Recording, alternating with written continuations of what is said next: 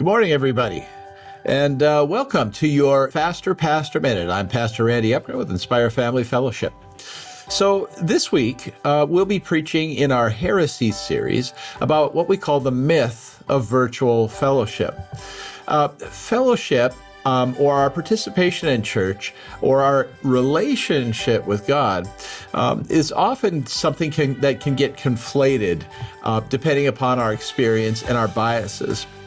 So, for example, the Celts always used to talk about thin places. And thin places were places where you could just sort of sense the presence of God, usually someplace in nature.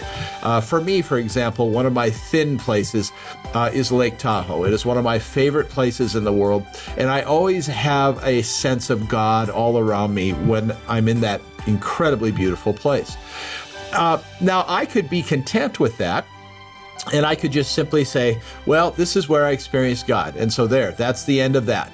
And that's the extent of my relationship with God.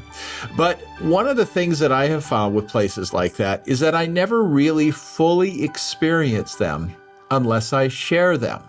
And so as much as I love a place like Lake Tahoe, I love it most and experience it best and most fully when I share a place like that, when I share it with my family, with my loved ones, with my friends, with other believers. And that is the clue that we get with this idea of the myth of virtual fellowship.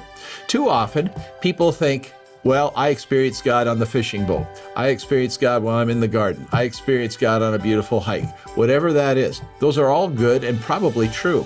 But God wanted something more. He wanted us to experience Him in a shared way with each other.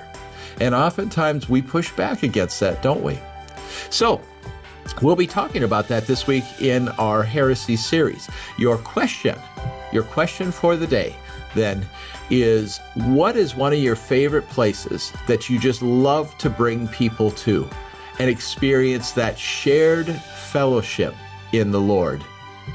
Okay, have a great week, everybody, and we'll see you next week.